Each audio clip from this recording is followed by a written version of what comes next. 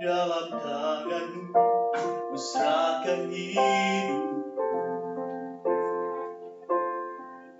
ku taruh penuh harapku padamu. Kemenanganku hanya ada di dalam janji-Mu. Engkaulah Tuhan pemilik hidupku. Dalam tangan-Mu ku serahkan hidup, ku taruh penuh harapku padamu.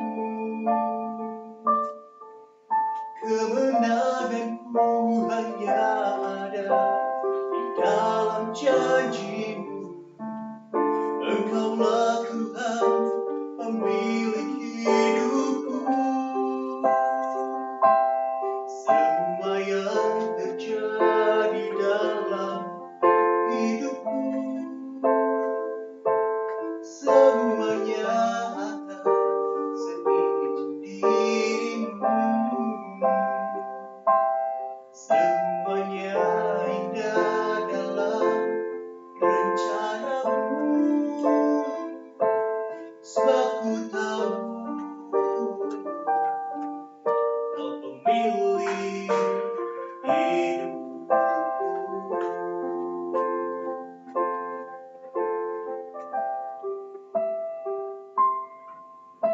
Dalam tangan-Mu ku serahkan hidup, ku taruh penuh harapku padamu. Kemenanganku hanya ada di dalam janji-Mu. Engkaulah Tuhan pemilik hidupku. Semua yang terjadi dalam hidupku, semuanya atas seizin diri-Mu. Semuanya indah dalam rencana-Mu, sebab ku tahu Kau pemilik hidupku. Kau pemilik, Kau pemilik hidupku. Kau pemilik hidupku.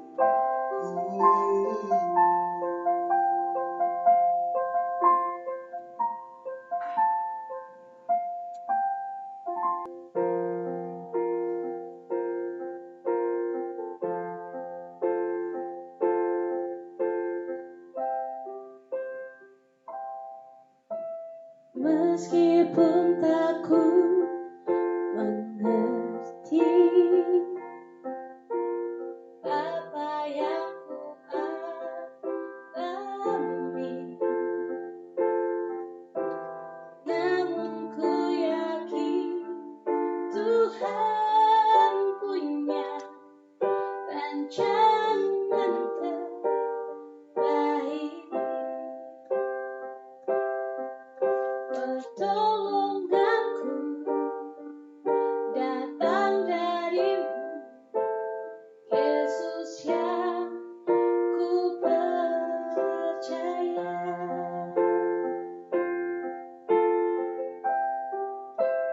Yang tak mungkin bagiku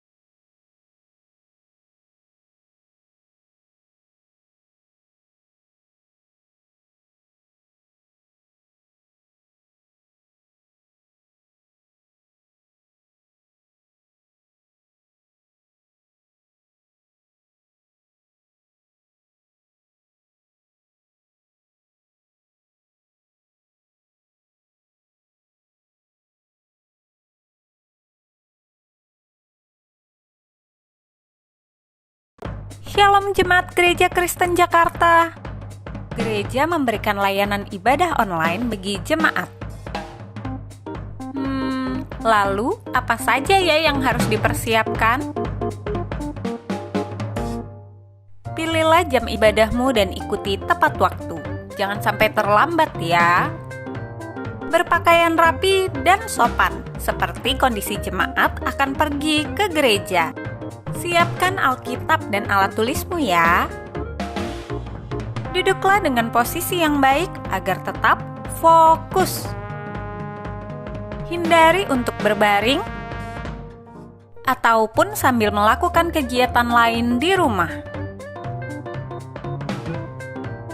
Berdoalah secara pribadi untuk mempersiapkan hati kita mengikuti ibadah ya. Berpartisipasilah aktif dalam beribadah, seperti ajakan untuk berdiri atau duduk, menyanyikan pujian, dan mendengarkan firman Tuhan dengan tetap fokus. Persembahan dapat jemaat berikan melalui transfer ke rekening gereja lokal masing-masing ya. Ikutilah ibadah online sampai selesai.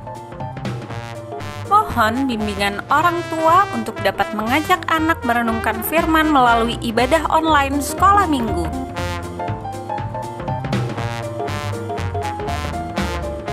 Selamat beribadah, Tuhan Yesus memberkati.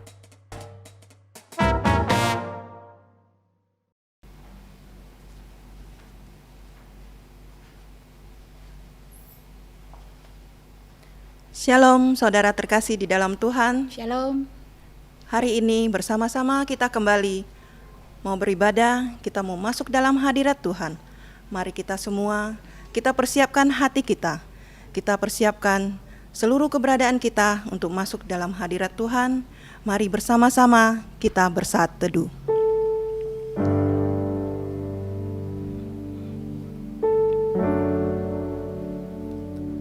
Pertolongan kita datangnya dari Tuhan yang menciptakan langit dan bumi dan yang tidak pernah meninggalkan hasil buatan tangannya. Turunlah atas kita kasih karunia dan damai sejahtera dari Allah Bapa, Putra, dan Roh Kudus. Amin. Firman Tuhan kita hari ini dari Mazmur 122 ayat 7-9. Biarlah kesejahteraan ada di lingkungan tembokmu dan sentosa di dalam purimu. Oleh karena saudara-saudaraku dan teman-temanku, aku hendak mengucapkan, semoga kesejahteraan ada di dalammu. Oleh karena rumah Tuhan, Allah kita, aku hendak mencari kebaikan bagimu. Amin. Amin. Sungguh hanya di dalam Engkau ya Tuhan, kami punya kekuatan. Amin Tuhan. Kami ada sukacita. Bahkan kami menyerahkan seluruh kehidupan kami, karena Engkau yang menopang setiap kami. Engkau yang mengiringi langkah-langkah hari lepas hari yang kami lalui. Kami rindu menaikkan syukur kami hanya kepadamu ya Tuhan. Biarlah kami mau tinggikan Engkau, memuliakan Engkau. Kita naikkan pujian, tinggikan dirimu.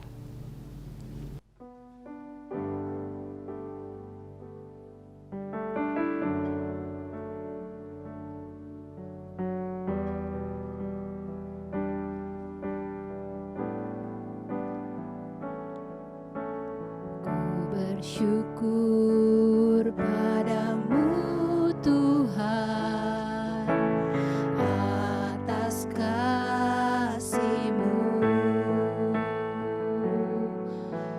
Ku bermazmur bagi nama-Mu yang kudus.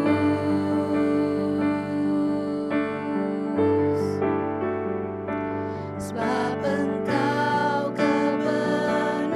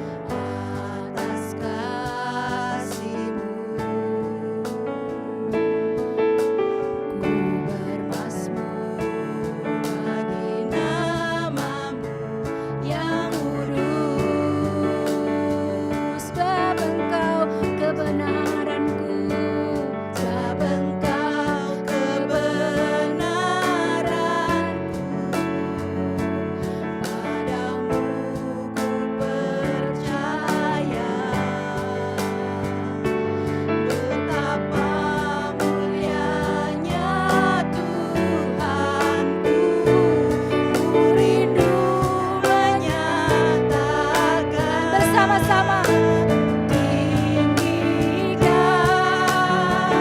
dirimu, mengatasi langit,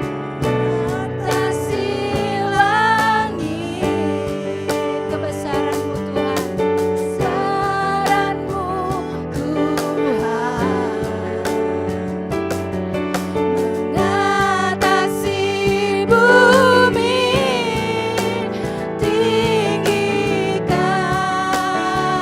dirimu,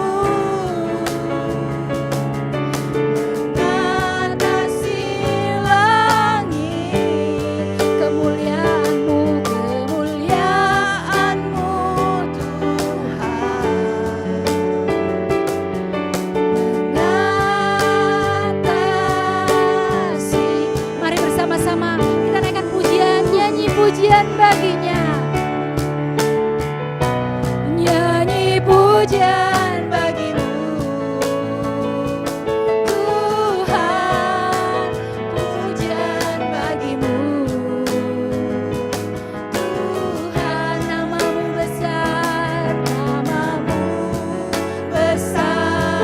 dan layak dipuji. Nyanyi pujian bagimu, oh Tuhan, pujian bagimu Tuhan, namamu besar dan layak dipuji. Sekali lagi kita akan nyanyi pujian bagimu, nyanyi pujian bagimu Tuhan, pujian bagimu, oh Tuhan, namamu besar dan layak dipuji. Nyanyi pujian bagimu, nyanyi pujian bagimu, oh Tuhan, pujian bagimu Tuhan, namamu besar dan layak dipuji, namamu besar dan layak dipuji, namamu besar dan layak dipuji. Sekali lagi kita katakan namamu besar, namamu besar dan layak dipuji. Kita bersatu dalam doa. Sungguh hanya Engkau yang layak kami puji, hanya Engkau yang layak kami sembah. Sungguh namamu yang besar, Tuhan kami Yesus Kristus. Kami segenap hati ya Bapa, rindu memuji memuliakan Engkau pada pagi hari ini Tuhan. Hanya Engkau yang layak, hanya Engkau yang maha tinggi, yang mampu menopang kehidupan kami, memberikan kami kekuatan baru ya Tuhan, di dalam menjalani hari-hari kami, di tengah kondisi kami pada saat ini Tuhan. Kami tahu kami lemah, kami tahu kami tak berdaya ya Tuhan. Hanya kekuatan dari-Mu Tuhan untuk setiap kami. Kami mampu melakukan hidup kami, aktivitas kami, apapun yang kami perbuat, semua daripada Tuhan. Tuhan, Engkaulah Allah yang sungguh tak terbatas. Biar pada saat ini kami mengalami begitu banyak cobaan, tapi Engkau mampu menopang kami ya Tuhan. Biarlah kerinduan kami pada pagi hari ini Tuhan, kami rindu mengagungkan Engkau, kami merindu meninggikan Engkau, kami rindu menyenangkan Engkau melalui puji-pujian kami. Kami naikkan syukur hanya kepadamu Tuhan. Demi nama Tuhan Yesus, Allah kami yang dahsyat, Allah kami yang berkuasa, Allah kami yang ajaib, kami sudah berdoa dan mengucap syukur. Amin. Saya mengundang setiap kita untuk kita bangkit berdiri. Kita akan mengakui pengakuan iman rasuli di hadapan Tuhan. Bersama-sama, pengakuan iman rasuli.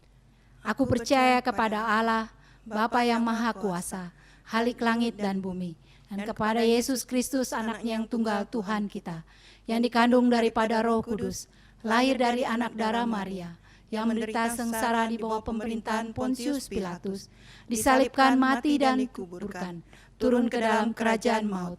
Pada hari yang ketiga, bangkit pula dari antara orang mati, naik ke surga, duduk di sebelah kanan Allah, Bapa yang Maha Kuasa.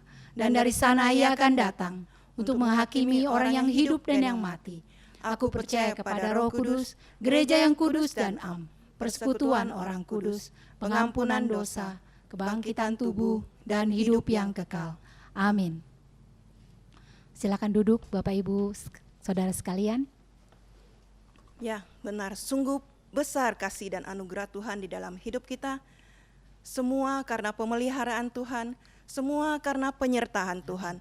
Biarpun gunung-gunung beranjak dan bumi bergoncang. Amin. Tetapi kasih setia Tuhan tidak pernah beranjak dari kita. Amin ya saudara Amin. terkasih. Mari kita naikkan pujian ini. Sungguh Tuhan, hatiku percaya.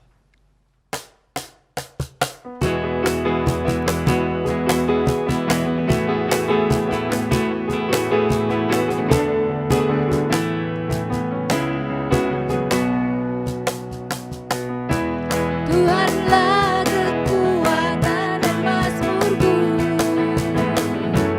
ya gunung batu dan keselamatanku.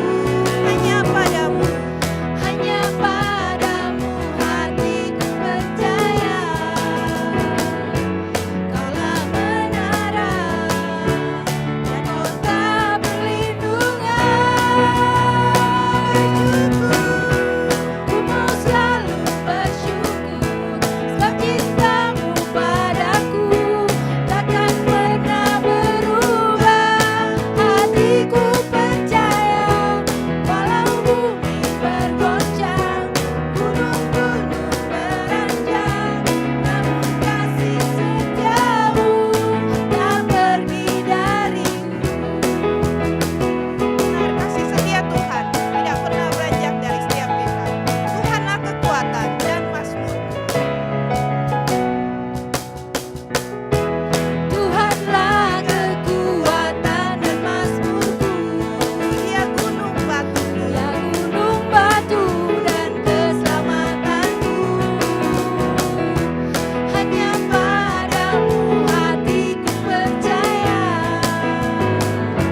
Kaulah menara dan kota perlindungan. Ku mau selalu bersyukur, sebab cintamu padaku takkan pernah berubah. Hatiku percaya, walau bumi bergoncang, gunung-gunung beranjak, namun kasih kasih setiamu setiamu tak pergi dariku. Ku mau selalu bersyukur, sebab cintamu padaku takkan pernah berubah. Hatiku percaya, walau bumi bergoncang, gunung-gunung beranjak, namun kasih setiamu tak pergi dariku. kasih setia Kasih setiamu tak pergi dariku. kasih setia Kasih setiamu tak pergi dariku. haleluya kemuliaan untuk Tuhan kita. Kasih Tuhan yang tak pernah beranjak dari setiap kita, dari dulu, sekarang, dan selama-lamanya. Amin. Amin. Benar ya Tuhan. Terima kasih ya Bapa atas kasih dan anugerah Tuhan dalam hidup kami. Saat ini ya Bapa, kami mau kembali mendengarkan firman Tuhan. Kami mau diurapi oleh firman-Mu ya Bapa. Biarlah setiap kami ya Tuhan membuka hati kami untuk siap diurapi oleh firman-Mu, supaya setiap kami dapat menghidupi firman-Mu dalam kehidupan kami hari lepas hari.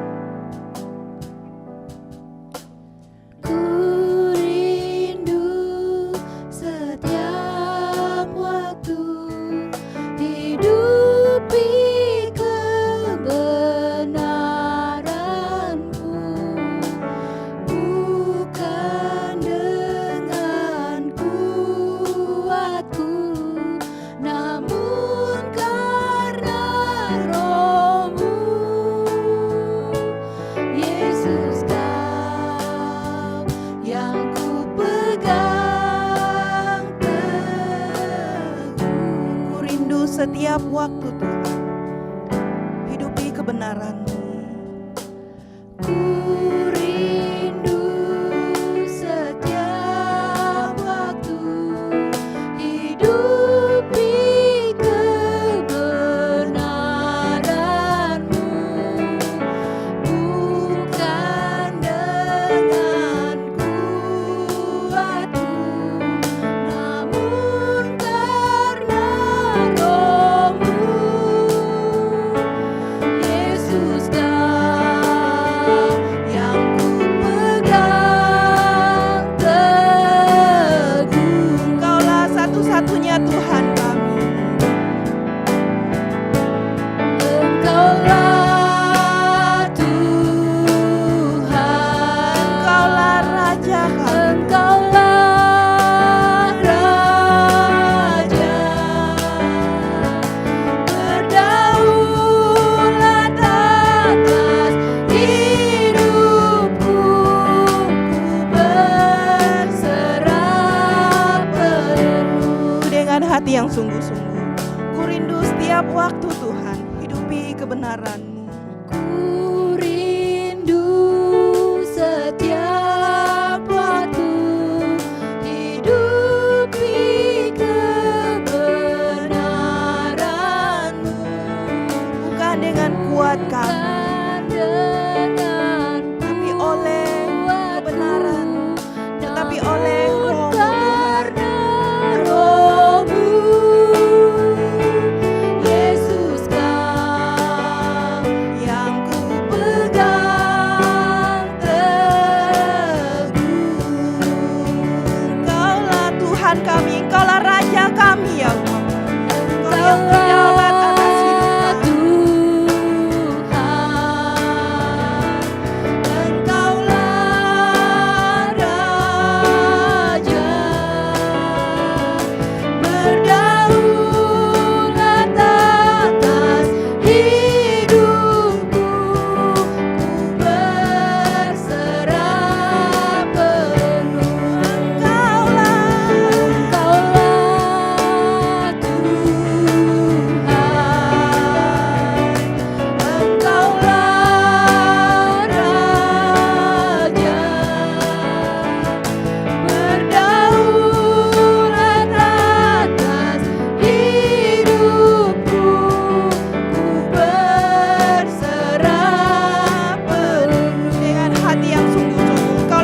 yang berjalan atas hidup kami. Engkaulah Raja, berdaulat atas hidupku, ku berserah penuh. Engkaulah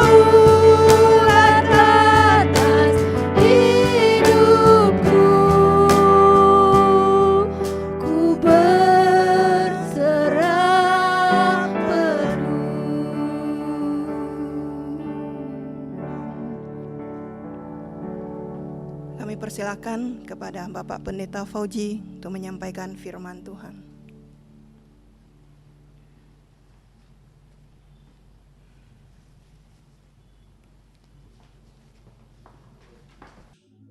Shalom jemaat yang dikasihi Tuhan, kita mengucap syukur kepada Tuhan karena Tuhan masih memberikan kita kesempatan untuk boleh beribadah di minggu kedua bulan November ini. Sungguh anugerah Tuhan luar biasa dalam hidup kita. Sebelum kita merenungkan firman Tuhan, mari kita mohon pimpinan Tuhan di dalam doa. Tuhan yang penuh kasih dan rahmat, pagi hari ini izinkan kami untuk menghampiri tahta-Mu yang kudus, mendengarkan suara-Mu melalui hamba-Mu, agar setiap kami pagi hari ini dicerahkan, baik dalam pikiran dan dalam jiwa kami, meluruskan jalan-jalan kami, dan biarlah hidup kami senantiasa memperkenankan hati-Mu. Bersabda kami siap mendengar, demi nama Tuhan Yesus kami berdoa. Amin. Saudara-saudara yang dikasihi Tuhan, firman Tuhan kepada kita pada pagi hari ini diberi judul, Jangan Dendam, Nanti Kasih Padam. Firman Tuhan terambil dari 1 Samuel pasal 24 ayat 11 sampai ayat yang ke-12. 1 Sekali lagi 1 Samuel pasal 24 ayat 11 sampai ayat yang ke-12. Izinkan saya akan membacakannya bagi kita dan saudara-saudara mengikuti pembacaan ini di dalam hati masing-masing. Demikianlah firman Tuhan.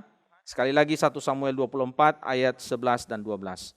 Ketahuilah, pada hari ini matamu sendiri melihat bahwa Tuhan sekarang menyerahkan engkau ke dalam tanganku dalam gua itu. Ada orang yang telah menyuruh aku membunuh engkau, tetapi aku merasa sayang kepadamu karena pikirku, aku tidak akan menjamah tuanku itu, sebab dialah orang yang diurapi Tuhan. Lihatlah dahulu ayahku, lihatlah kiranya punca jubahmu dalam tanganku ini.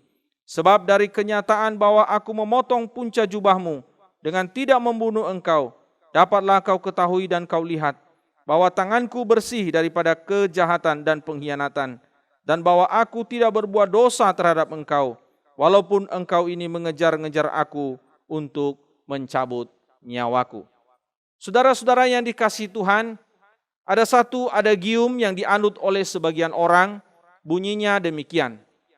Ada hal-hal di dunia ini yang dianggap tidak patut dimaafkan, dan karena itu dendam harus selalu berlaku. Saudara sekalian, adagium ini dianut oleh sebagian orang Yahudi yang selamat dari kamp konsentrasi Nazi Jerman. Kita tahu bahwa kamp Nazi di Jerman adalah tempat yang sangat mengerikan bagi orang-orang Yahudi pada masa Perang Dunia yang kedua. Di situ tidak hanya terjadi penyiksaan tetapi juga pembunuhan. Sebagaimana kita ketahui bahwa di kamp-kamp itu saudara ada 6 juta orang Yahudi yang dihabisi oleh tentara Nazi. Nah saudara, setelah Perang Dunia yang kedua, sekelompok orang yang selamat dari kamp itu kemudian membentuk sebuah organisasi yang diberi nama Nakam. Nakam itu sendiri artinya para pembalas. Nah saudara, para anggota grup Nakam ini saudara itu terdiri dari 300 orang yang kemudian memiliki rencana untuk membalas dendam terhadap kekejian Nazi terhadap mereka. Dan pembalasan itu dimaksudkan untuk mengobati rasa sakit hati mereka karena perlakuan tentara Jerman atau tentara Nazi Jerman kepada mereka pada masa Perang Dunia Kedua berlangsung. Dan itulah sebabnya kemudian mereka merencanakan untuk melakukan pembalasan dengan 2 cara. Yang pertama, mereka ingin meracuni sungai yang mengalir dari kota-kota besar di Jerman pada waktu itu. Salah satunya adalah kota Berlin. Yang kedua, saudara, mereka ingin meracuni makanan dari para tentara Nazi yang pada waktu setelah Perang Dunia Kedua itu ditahan, dimasukkan dalam tahanan dan diawasi oleh tentara Amerika Serikat. Namun saudara sekalian, semua rencana itu berhasil digagalkan. Saudara sekalian, sejarawan Israel yang juga penulis buku biografi dari para orang-orang terkenal bernama Dina Porat, dia berkata begini dalam wawancara dengan Fox News. Dia mengatakan bahwa apa yang dilakukan oleh orang-orang yang bergabung dalam organisasi Nakam itu adalah sesuatu yang diperlukan sebelum mereka kembali kepada masyarakat. Atau dengan kata lain, sesuatu yang diperlukan sebelum mereka yang selamat atau menjadi korban daripada tentara Nazi itu kembali ke masyarakat. Nah saudara, pertanyaan saya pagi hari ini adalah apakah pembalasan dendam itu adalah sesuatu yang diperlukan oleh seseorang untuk kembali kepada kehidupan yang normal? Dan apakah benar bahwa adagium yang mengatakan bahwa ada hal-hal yang patut, ada hal-hal yang tidak patut dimaafkan dan dendam itu harus berlaku, itu juga terjadi atau berlaku di dalam kehidupan kita sebagai orang Kristen, sebagai murid Tuhan pada hari ini? Nah, untuk menjawab pertanyaan itu, saudara, kita akan melihat ada 2 kebenaran yang kita pelajari bersama dari kisah Raja Daud yang terdapat di dalam 1 Samuel pasal 24 ini. Kebenaran yang pertama yang kita lihat di sini adalah sikap hormat kepada Allah itu membuat orang tidak menyimpan dendam. Nah saudara, kalau kita membaca mulai dari pasal 18, itu kita sudah renungkan minggu yang lalu, kita melihat bagaimana sikap Saul terhadap Daud. Saul itu sangat benci kepada Daud. Dan itulah sebabnya dia ingin membunuh Daud. Dia ingin menyingkirkan Daud dari hidupnya.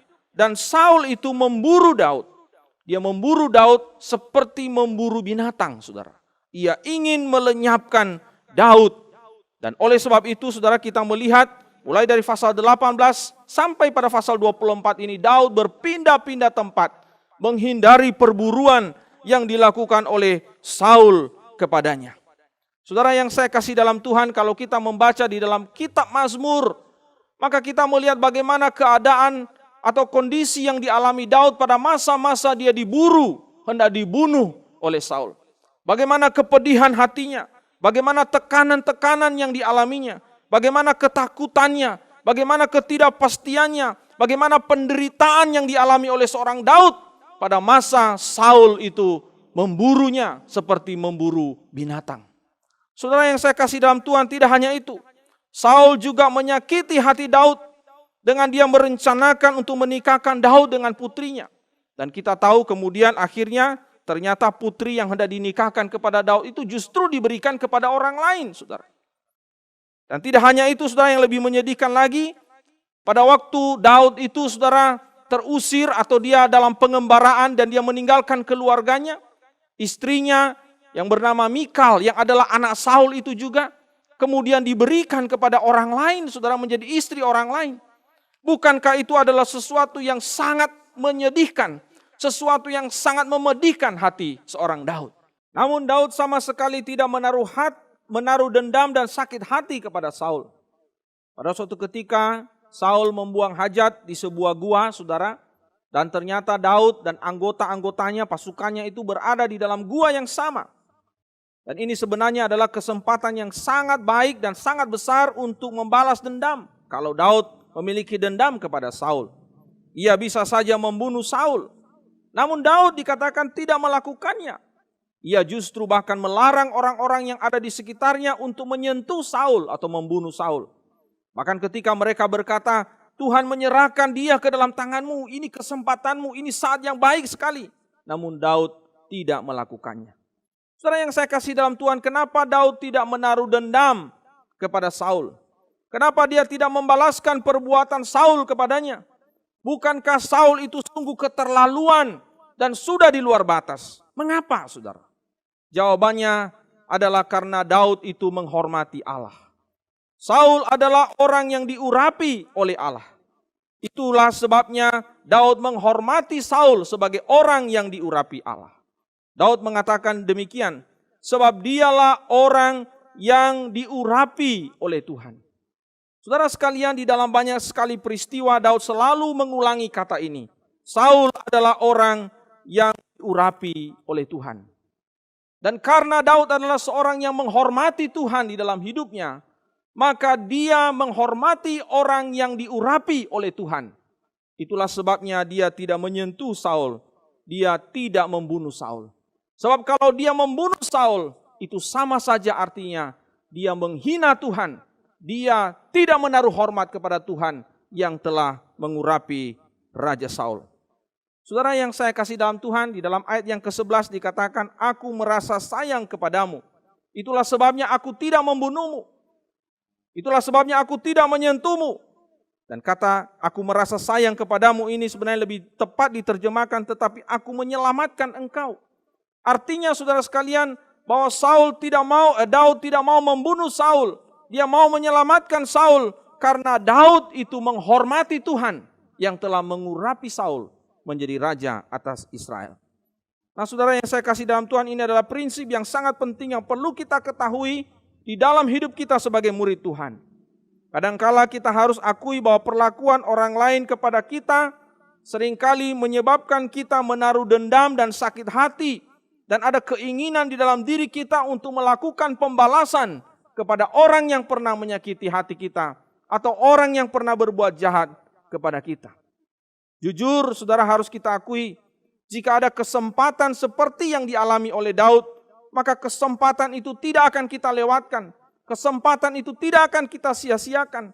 Bahkan kita mungkin mencari pembenaran rohani, alasan yang rohani, alasan yang alkitabiah untuk bisa membalaskan perbuatan jahat orang lain terhadap kita. Sesungguhnya ketika kita menaruh dendam dan membalas kejahatan orang lain kepada kita, kita membalaskan itu, sesungguhnya saudara harus tahu satu hal, bahwa kita sedang menunjukkan bahwa kita tidak menghormati Allah di dalam hidup kita. Kenapa, saudara? Ada beberapa alasan. Yang pertama, karena dengan kita dendam kepada orang lain, itu sebenarnya kita sedang menunjukkan bahwa kita sedang melawan perintah Tuhan. Bukankah Tuhan memberikan perintah kepada kita, kasihilah musuhmu? Bukankah Tuhan memberikan perintah kepada kita, kalau orang tampar pipi kananmu, berikan pipi kirimu? Tetapi ketika kita menaruh dendam di dalam hati kita, bahkan membalaskan sakit hati kita kepada orang lain, bukankah itu menunjukkan bahwa kita dengan terang-terangan melawan Tuhan? Dan kalau kita melawan Tuhan, itu berarti kita tidak menghormati Tuhan di dalam hidup kita. Yang kedua, saudara, jika kita membalas perbuatan orang jahat kepada kita, maka sesungguhnya kita tidak menghormati Allah yang telah menciptakan manusia ciptaannya itu. Saudara, kita tahu bahwa Allah menciptakan manusia, dikatakan oleh Alkitab sungguh amat baik. Tetapi dosalah yang membuat manusia akhirnya menjadi begitu rusak, begitu buruk.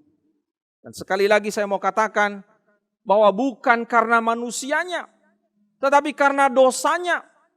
Karena dosalah yang membuat manusia itu melakukan kejahatan kepada sesamanya. Dan itu juga yang mungkin kita alami di dalam hidup kita, perlakuan orang lain kepada kita. Dan kalau kita kemudian membalaskan, melakukan sesuatu yang sama dengan apa yang orang lain lakukan terhadap kita, itu juga menunjukkan bahwa kita menghina Allah. Kita tidak menghormati Allah yang menciptakan orang itu. Menciptakan dia, bukan di dalam dosanya, tetapi menciptakan dia sungguh amat baik.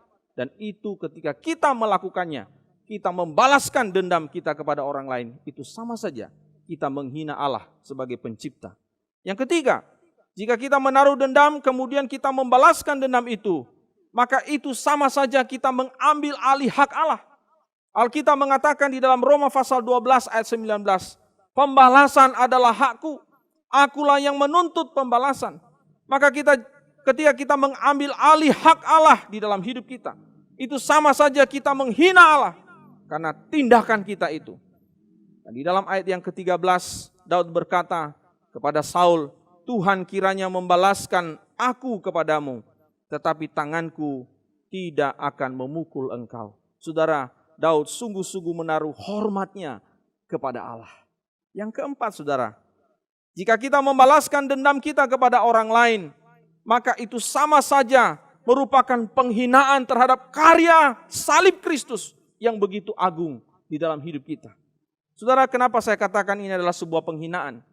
Sebab kematian Kristus di atas kayu salib sesungguhnya telah membawa perdamaian antara kita dengan Allah, tetapi juga membawa pendamaian antara kita dengan sesama.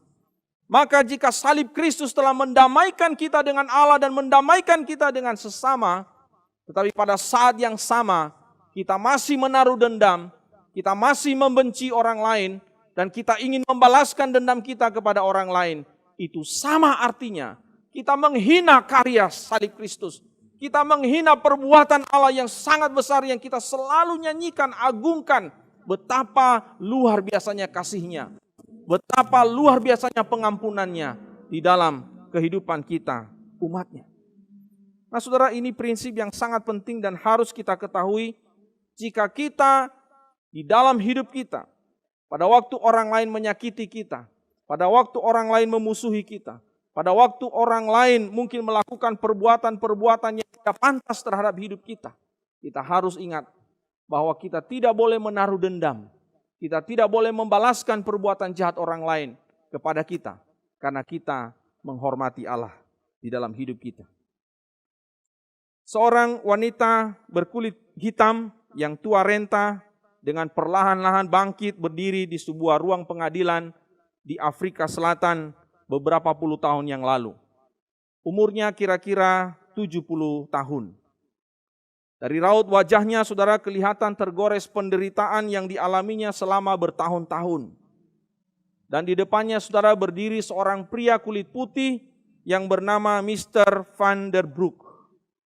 Saudara sekalian, Van der Broek dinyatakan bersalah karena membunuh anak laki-laki dan suami dari wanita tua yang berumur 70 tahun itu. Beberapa tahun yang lalu, saudara, pria itu datang ke rumah wanita itu. Dan kemudian dia mengambil anaknya, menembaknya, dan kemudian membakar anaknya. Kemudian saudara, beberapa tahun kemudian dia datang kembali lagi, saudara.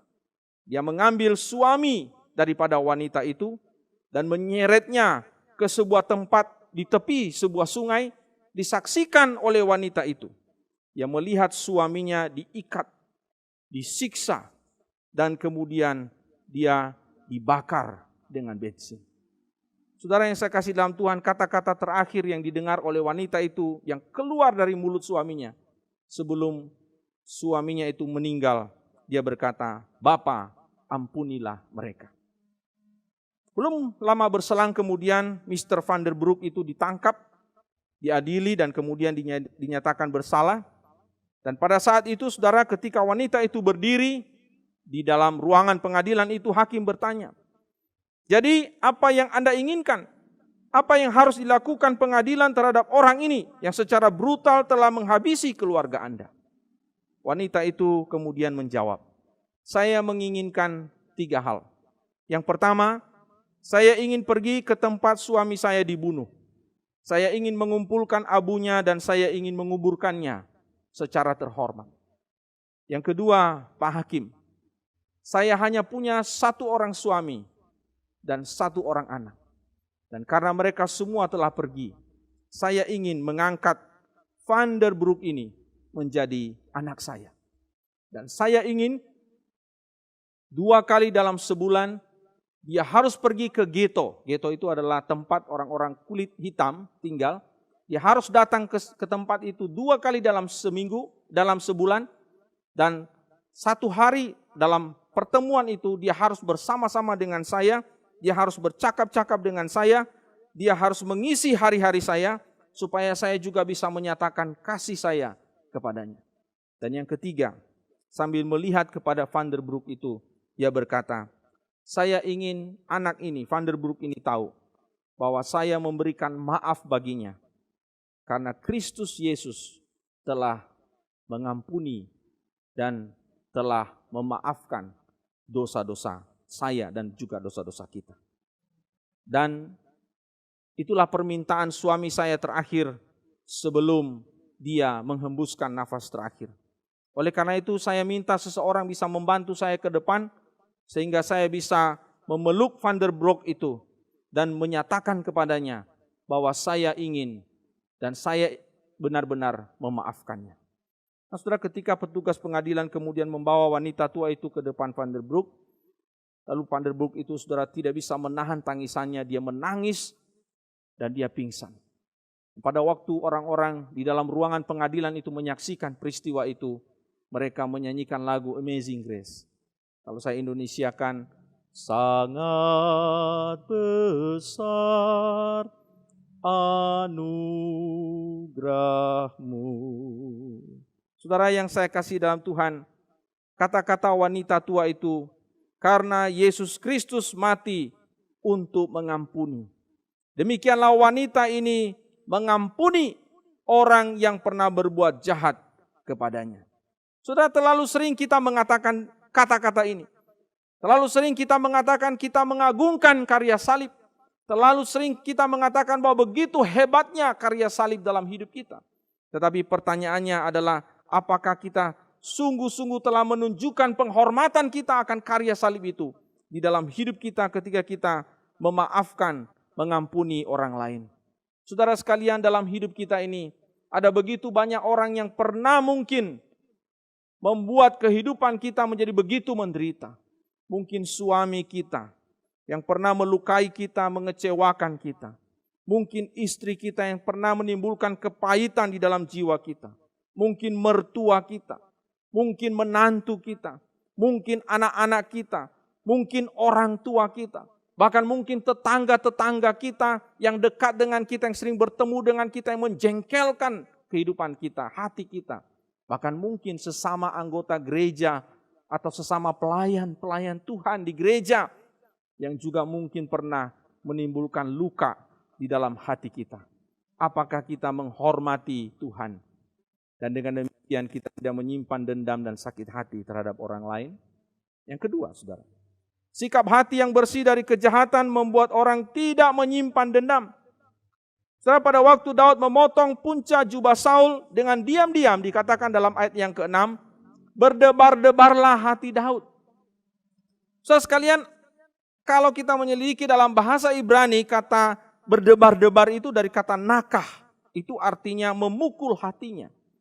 Coba kita membayangkan, saudara, ketika Daud itu hanya memotong punca jubahnya, artinya ujung jubahnya, dia belum menyentuhnya, dia hanya memotong punca jubahnya, itu sudah mendatangkan rasa bersalah di dalam hati Daud, saudara. Belum menyentuhnya, apalagi membunuhnya, dia hanya memotong punca jubahnya saja, dia sudah merasa bersalah di dalam hatinya. Menarik sekali, saudara. Kalau kita menyelidiki hati daripada Daud ini atau mencoba melihat kedalaman hati seorang Daud ini, sungguh, saudara, di dalam hatinya tidak ada kebencian dan sakit hati, sekalipun Saul itu telah membuat hidupnya menderita bertahun-tahun lamanya. Saudara yang saya kasih dalam Tuhan, kalau kita melihat di dalam ayat yang ke-12, di situ Daud mengatakan, tanganku bersih dari kejahatan dan pengkhianatan. Sebenarnya ini lebih tepat diterjemahkan dengan tidak bermaksud jahat ataupun durhaka. Artinya, saudara yang saya kasih dalam Tuhan, pada waktu Daud itu memotong punca jubah daripada Saul itu sebenarnya bukan karena dia benci kepada Saul, tetapi dia hendak membuktikan kepada Saul bahwa hatinya itu bersih, bahwa hatinya itu tidak ada niat atau maksud yang jahat kepada Saul. Nah, saudara yang saya kasih dalam Tuhan, niat dan maksud-maksud itu, maksud-maksud jahat itu berkaitan dengan hati manusia. Dan Daud benar-benar tulus mengasihi Saul. Sama sekali tidak ada niat jahat di dalam hatinya untuk membunuh Saul.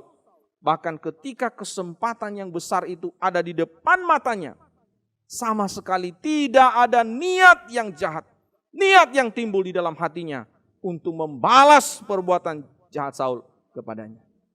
Saudara yang saya kasih dalam Tuhan, terlalu sulit bagi kita menemukan hati yang bersih seperti ini, bukan?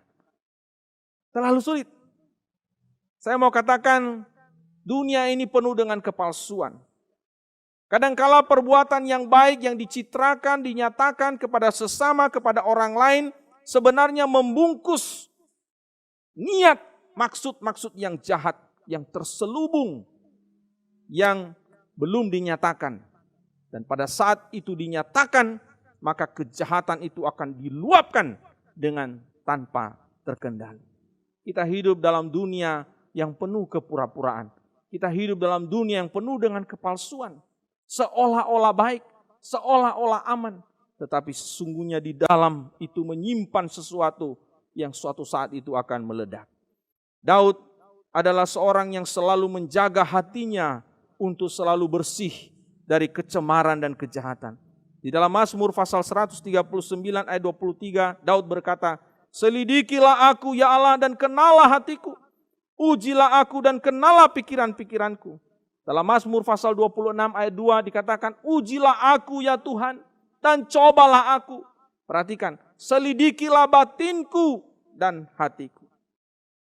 Saudara sekalian, Daud memiliki hati yang selalu ingin dibersihkan, disucikan, diselidiki oleh Allah. Namun sekalipun demikian, Daud tidak boleh terlalu kita agungkan. Karena Daud juga bukan manusia yang sempurna. Hanya Yesus yang memiliki hati yang sempurna di dalam kesucian dan kebersihan. Daud pernah gagal dalam menjaga hatinya. Dia pernah jatuh. Dia pernah pada suatu saat cemar di dalam kehidupannya. Dia merencanakan untuk membunuh Uria. Dan itu kemudian menjadi kenyataan. Tetapi kemudian kita lihat di dalam Alkitab ketika dia sadar akan dosanya. Daud datang kepada Tuhan. Dia menyesal, dia mohon ampun kepada Tuhan. Dengan sungguh-sungguh, dengan air mata. Dengan kehancuran hati. Dia membawa hatinya sudah cemar itu untuk dibersihkan oleh Tuhan. Dan dipulihkan oleh Tuhan. Saya katakan kepada saudara bahwa kita pun bisa saja tidak mampu menjaga hati kita dari kecemaran. Hati kita bisa tercemar dengan dendam dan keinginan-keinginan yang terselubung untuk membalaskan perbuatan jahat orang lain kepada kita. Jika ada kesempatan maka kita akan melakukan pembalasan itu. Bahkan pembalasan yang lebih besar dan lebih jahat kepada orang lain. Saudara, saya pernah mendengar dan berkali-kali, dan mungkin juga kita semua mendengar orang berkata begini, oh saya tidak dendam kepadanya. Enggak kok. Padahal sebenarnya di dalam hatinya terbakar, saudara. Terbakar oleh dendam. Kita mungkin juga seringkali mendengar orang berkata, oke, saya memaafkanmu, oke, saya akan menerima permohonan maafmu. Tapi sebenarnya saudara sekalian di dalam hatinya tersimpan sakit hati, tersimpan dendam yang membara, yang suatu saat dia akan lampiaskan dan dia akan balaskan. Saudara sekalian, saya katakan bahwa tidak mudah untuk bisa menjalani kepahitan atau menjalani luka-luka di dalam hidup kita akibat perlakuan orang lain terhadap kita. Saya tidak menganggap remeh perbuatan jahat orang kepada kita. Saya tidak menganggap ringan sikap atau kejahatan orang lain kepada kita. Saya katakan itu bukan hal yang mudah untuk dilupakan, bukan hal yang mudah untuk dilalui. Saya pernah mengalami hal itu, saudara. Saya pernah mengalami perlakuan-perlakuan yang jahat bahkan tidak manusiawi di dalam sejarah hidup saya sampai pada hari ini. Entah dengan kata-kata, entah dengan tindakan yang dalam tanda petik secara manusia itu sulit untuk bisa diterima dan dimaafkan. Tetapi saya dan saudara hari ini mau belajar dari seorang Daud, dari firman Tuhan yang mengajarkan kita tentang hati. Hati kita harus dibersihkan. Hati kita harus disucikan dari segala kecemaran. Saudara yang saya kasih dalam Tuhan, jika kita menaruh sakit hati, dendam, dan keinginan-keinginan untuk membalas perbuatan jahat orang lain kepada kita, sesungguhnya saya mau katakan bahwa hati kita tidak bersih. Hati kita tercemar, bahkan hati kita begitu kotor. Bagaimana Allah bisa bertahta di dalam hati yang demikian? Bagaimana orang bisa menghampiri Allah dengan hati yang demikian? Bagaimana orang bisa memuji Tuhan? Oh haleluya, puji Tuhan dengan hati yang demikian. Bagaimana orang bisa melayani Tuhan dan bersaksi tentang kasih Tuhan kepada orang lain kalau hatinya tercemar, kalau hatinya masih menyimpan dendam, kalau hatinya masih menyimpan rencana untuk membalaskan kejahatan orang lain kepadanya. Saudara, hanya dengan anugerah Tuhan, kalau kita mau datang kepadanya, maka Ia akan membersihkan hati kita dari segala kecemaran. Dan Dia akan menaruh hati yang baru di dalam hati kita. Hati yang mau taat kepada Allah. Hati yang mau mengampuni sesama kita. Di dalam Yehezkiel pasal 36 ayat 26 dikatakan, kamu akan kuberikan hati yang baru dan roh yang baru di dalam batinmu. Dan aku akan menjauhkan dari tubuhmu hati yang keras dan kuberikan kepadamu hati yang taat. Kalau selama ini hati kita begitu keras, penuh dengan kebencian dan dendam dan keinginan untuk membalaskannya. Pada hari ini, kalau kita mau datang kepada Tuhan dengan segala kehancuran hati kita di hadapannya, maka Dia akan membersihkan hati kita. Dia memberikan kepada kita hati yang baru, hati yang mau taat, hati yang dijauhkan dari segala kekerasan hati yang lembut untuk mau mengampuni orang yang bersalah kepada kita.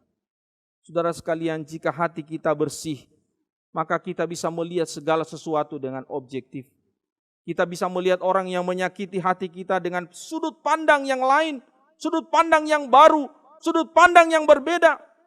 Kita juga bisa melihat bahwa orang yang berbuat jahat kepada kita bisa saja adalah korban dari perlakuan orang lain kepada mereka juga. Sehingga mereka meneruskan atau mereka mengulangi perbuatan yang telah mereka terima dari orang lain terhadap mereka. Dan mereka teruskan itu kepada kita. Kita bisa melihat saudara sekalian dari sudut pandang yang lain bahwa manusia itu tidak sempurna. Dan justru kalau kita melihat di dalam sejarah manusia, Allah memakai orang-orang yang tidak sempurna itu. Dan sama juga seperti kita yang tidak sempurna ini, melayani Tuhan dan hidup di hadapan Tuhan sebagaimana kita ada sampai hari ini. Dan hati yang bersih, hati yang disucikan, hati yang baru itu akan menolong kita untuk melihat secara objektif bahwa ada maksud-maksud Tuhan yang indah di balik setiap peristiwa yang kita alami, kepahitan, kekecewaan, penderitaan, kekejaman-kekejaman yang mungkin kita alami dalam hidup kita ini. Untuk mendewasakan kita, membentuk kita, dan menjadikan kita orang-orang yang mampu mengasihi orang lain, membalas kejahatan orang lain dengan kasih kita. Dan kasih itu adalah kasih yang sempurna dari Tuhan. Saudara, seorang pemuda bernama Johnson, sejak kecil dia sudah menaruh dendam kepada ayahnya. Kenapa, saudara? Sebab Johnson diperlakukan kasar dan kejam oleh ayahnya. Ayahnya tidak hanya berlaku kejam kepada Johnson, tetapi juga kepada ibunya dan saudara-saudaranya. Itulah sebabnya, saudara, berkali-kali Johnson ngomong kepada mamanya. Dia bersumpah, dia berkata begini, "Mak, lihat ya mak, kalau nanti saya udah besar, akan kubunuh itu papa." Saudara, berkali-kali dia mengatakan kata-kata itu. Yang paling diingat oleh Johnson, suatu hari papanya itu sakit, saudara, ya. Dan pada waktu dia sakit, dia minta istrinya, anak-anaknya itu harus pijit kakinya. Nah, hari itu, saudara, Johnson yang pijit kaki papanya. Nah, pada waktu malam itu dia memijit kaki papanya yang sakit itu, dia tertidur, saudara. Jadi sambil dia duduk di pinggir ranjang, dia tertidur. Nah, pada waktu papanya lihat dia tertidur sambil mijit kakinya, saudara, kaki papanya itu langsung refleks, dia tendang kepala anaknya itu sampai tubuh dari Johnson yang masih kecil itu terlempar, saudara. Dan itu adalah kesan yang sangat dia ingat. Menyakitkan sekali. Dan dia selalu ingat sampai dia bertumbuh menjadi seorang pemuda, saudara, menjadi seorang yang dewasa. Namun dendam itu tidak bisa terwujud, saudara. Karena ayahnya keburu meninggal. Dan pada waktu ayahnya meninggal, saudara, karena komplikasi, Johnson tidak menangis, saudara. Pada waktu orang-orang yang datang berkunjung memberikan ucapan duka, menangis, bahkan ada yang meraung-raung, saudara, Johnson justru tersenyum, saudara. Dalam hati dia berkata, syukur papa cepat meninggal. Saudara yang saya kasih dalam Tuhan, setelah ayahnya meninggal, Johnson kemudian tinggal bersama bibinya ya untuk melanjutkan pendidikannya di kota yang lain. Saudara, setali 3 uang, saudara. Bibinya sama juga. Hanya bibinya tidak pukul dia, tapi kata-kata bibinya, saudara, waduh, tiap hari begitu menyakitkan. Kata-katanya kasar.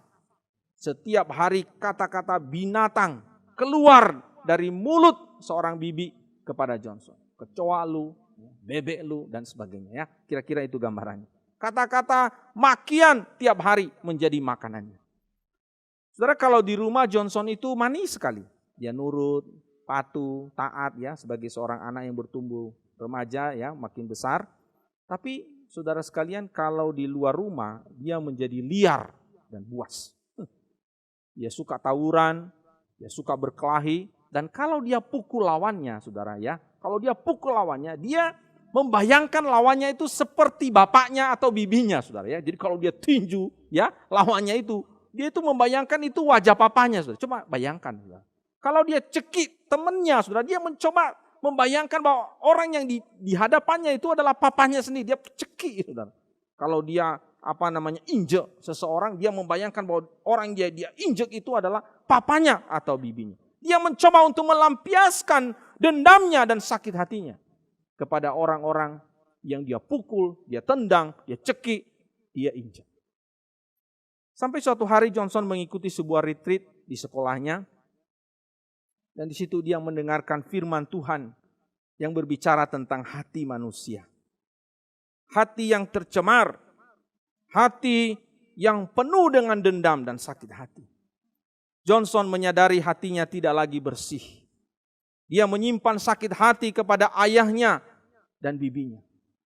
Dan dia tahu bahwa hati yang cemar itu membuat dia tidak bisa mengalami damai sejahtera di dalam hatinya. Hidupnya selalu dipenuhi dengan amarah. Hidupnya selalu jauh daripada damai sejahtera yang selalu sebenarnya dirindukannya di dalam hatinya. Hidupnya penuh dengan kepahitan. Dan pada waktu itu saudara, dia datang meresponi panggilan Tuhan kepadanya. Dengan hati yang hancur, pada waktu altar call panggilan kepada anak-anak muda yang hadir dalam retreat itu, dia datang kepada Tuhan dan dia berkata, Tuhan, hati saya kotor, hati saya cemar. Saya merindukan damai sejahtera Tuhan memenuhi hidup saya. Maka hati yang cemar, hati yang penuh dengan dendam, kepahitan, kemarahan ini, aku mau bawa kepada Tuhan untuk dibersihkan oleh Tuhan. Dan diganti dengan hati yang taat, hati yang baru, hati yang lembut, yang berasal daripada Tuhan. Pada akhirnya saudara Johnson mengalami pembaharuan dari Tuhan. Dan secara perlahan dan bertahap, karena hatinya sudah mengalami damai sejahtera Tuhan, dia mulai belajar untuk mengampuni, melepaskan semua dendam-dendam dari dirinya. Dan dia bisa menerima semua kepahitan dan semua penderitaan-penderitaan yang pernah dilaluinya, dijalaninya dari sudut pandang yang baru, dari sudut pandang Allah. Jemaat yang dikasihi Tuhan, Allah ingin sekali lagi membersihkan hati kita dari segala kecemaran, kepahitan, kekecewaan, dendam, dan amarah. Dan mari kita datang membawa hati kita kepadanya, agar damai sejahtera Tuhan memenuhi hati kita. Pertanyaan saya yang pertama tadi, pembukaan khotbah ini, apakah benar bahwa hal-hal yang tidak patut dimaafkan itu adalah menjadi bagian dari hidup kita? Sebagai murid Tuhan, masih berlakukah? Jawabannya adalah tidak. Karena kita telah mempelajari dua kebenaran penting pada hari ini. Yang pertama, sikap hormat kepada Allah membuat orang tidak menyimpan dendam. Dan yang kedua, sikap hati yang bersih dari kejahatan membuat orang tidak menyimpan dendam. Kiranya firman Tuhan hari ini memperkaya hidup kita dan menolong kita menjadi murid-murid Tuhan yang belajar untuk tidak menyimpan dendam dan belajar untuk mengeluarkan, menyatakan kasih kepada orang-orang yang pernah menyakiti hati kita. Mari kita berdoa. Terima kasih Tuhan untuk firman-Mu. Berkati dalam hidup kami, dalam kami membangun relasi kami dengan orang lain. Biarlah kasih Kristus memenuhi hati kami, sehingga kami mampu untuk mengampuni orang lain. Dan biarlah dua kebenaran yang kami pelajari hari ini akan memperkaya hidup kami, memampukan kami untuk tidak lagi menyimpan dendam kepada orang lain, tetapi justru memaafkan, mengampuni orang lain. Berkati firman-Mu, demi nama Tuhan Yesus kami berdoa. Amin.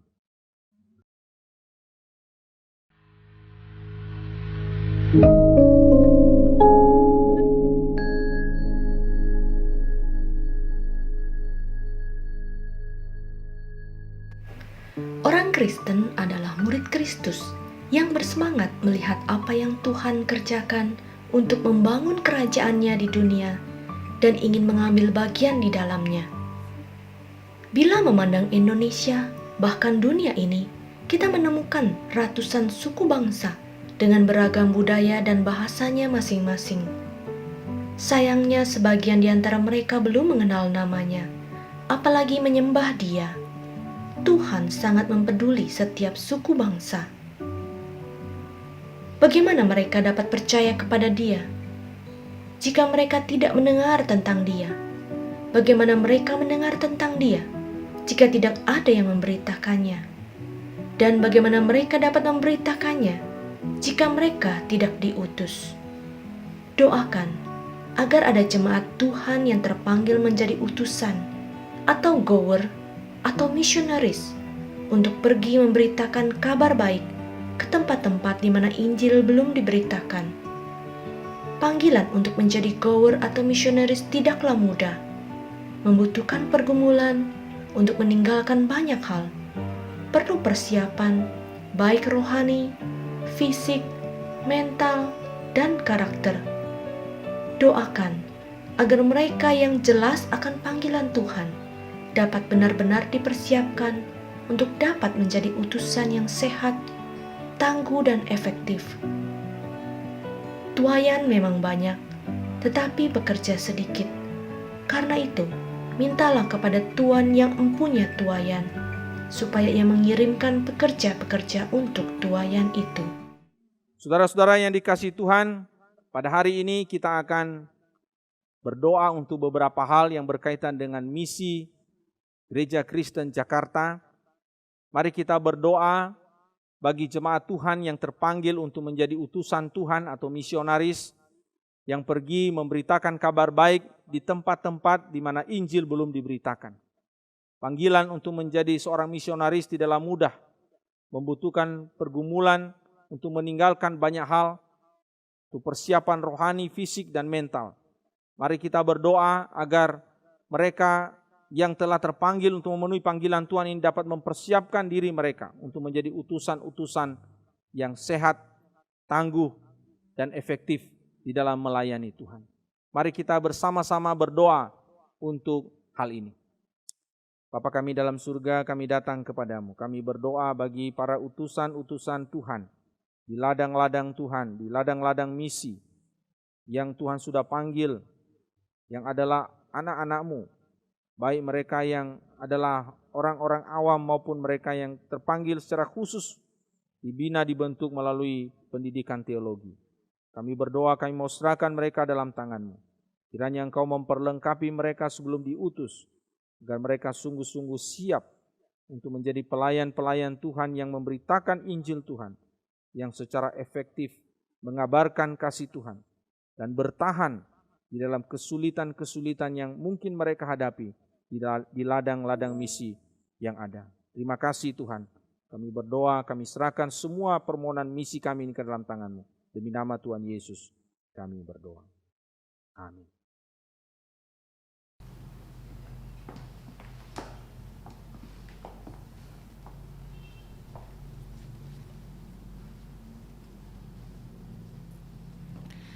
Terima kasih untuk firman Tuhan yang sudah disampaikan pada Bapak Pendeta Puji Duhu Lagu untuk setiap kita. Biarlah kita menjadi pelaku-pelaku firman Tuhan yang setia. Warta Sinode GKJ hari ini tanggal 8 November 2020. Yang pertama adalah Retreat BPN Sinode periode yang ke-18 akan diadakan pada hari Sabtu dan Minggu tanggal 14 dan 15 November pukul 9 pagi sampai 12 siang yang akan dilangsungkan secara virtual melalui Zoom meeting. Syarat dan ketentuan bagi calon pasutri yang ingin melangsungkan pemberkatan nikah kudus di Gereja Kristen Jakarta dapat dilihat melalui akun Instagram Sinode GKJ. Yang kedua, kelas SMK kedua, saya murid Kristus kedua, akan diadakan pada hari Kamis tanggal 12 November 2020 pukul 7 malam dengan tema Bersatu dalam Kristus. Peserta room 1 dilayani oleh Guru Injil Antoni Samusir. Peserta room 2 akan dilayani oleh Pendeta Elisa Estianto.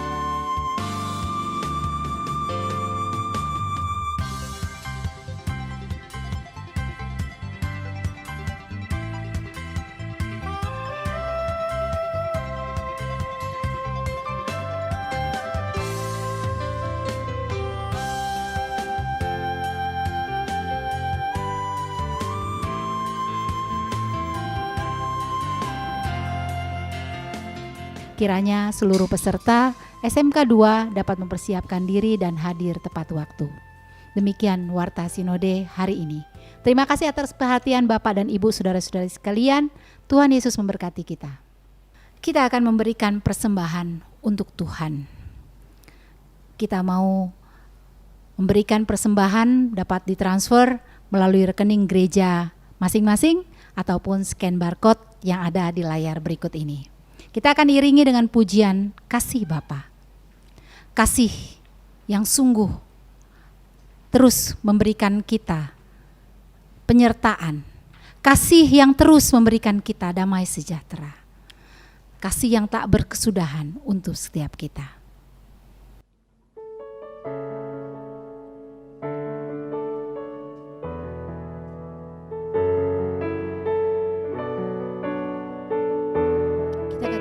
Seperti mentari yang bersinar.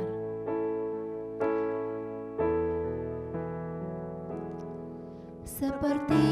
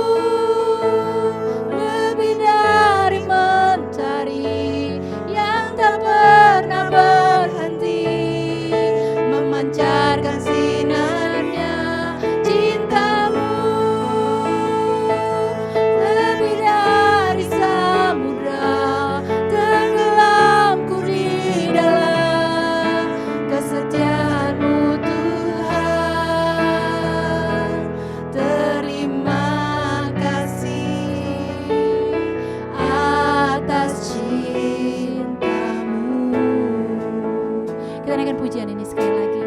Sungguh kasih Tuhan, kasih Bapa seperti mentari yang bersinar, seperti itu kasih Bapa,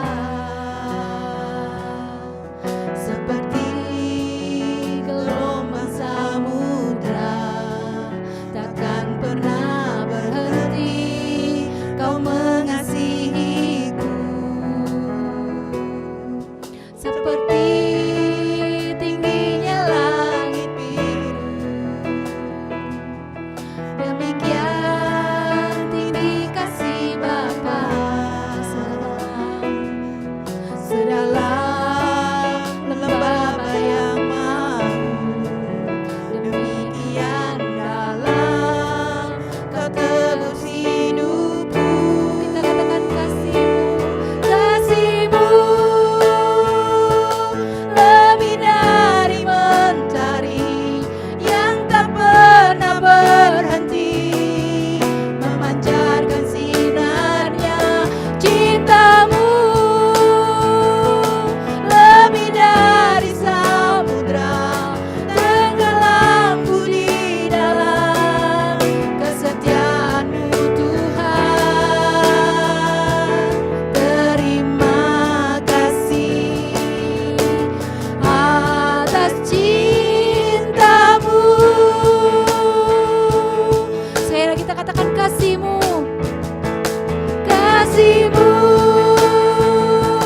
lebih dari mentari yang tak pernah berhenti, memancarkan sinarnya. Cinta-Mu lebih dari samudra, tenggelamku di dalam kesetiaan-Mu Tuhan. Terima kasih atas cinta-Mu.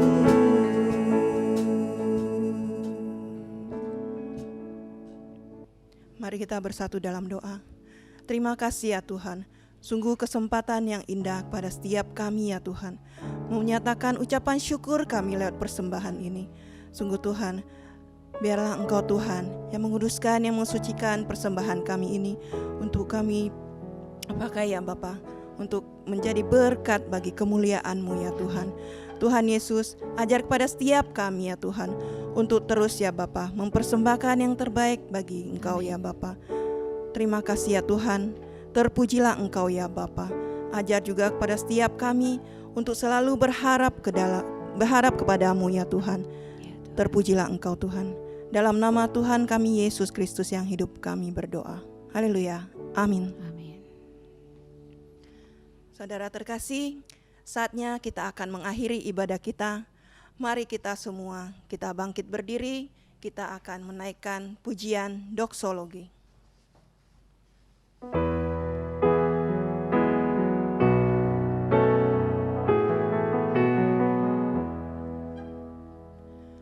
Puji Allah Bapa Putra, puji Allah Roh Kudus, ketiganya yang esa. Pohon selamat sumber berkat. Amin. Saudara-saudara yang dikasihi Tuhan, pergilah, jadilah duta-duta Kristus yang membawa kasih Tuhan dan perdamaian bagi dunia ini. Arahkanlah hatimu kepadanya dan terimalah berkat-Nya. Tuhan memberkati engkau dan melindungi engkau. Tuhan menyinari engkau dengan wajah-Nya dan memberi engkau kasih karunia-Nya. Tuhan menghadapkan wajah-Nya kepadamu dan memberi engkau damai sejahtera-Nya dari sekarang sampai selama-lamanya. Amin.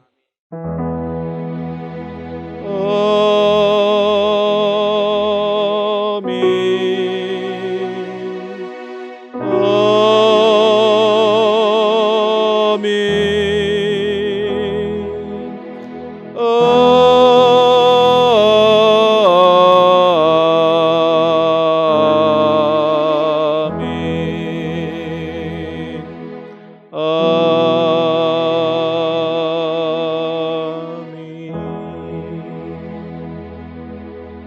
duduk kembali, ibadah hari ini selesai.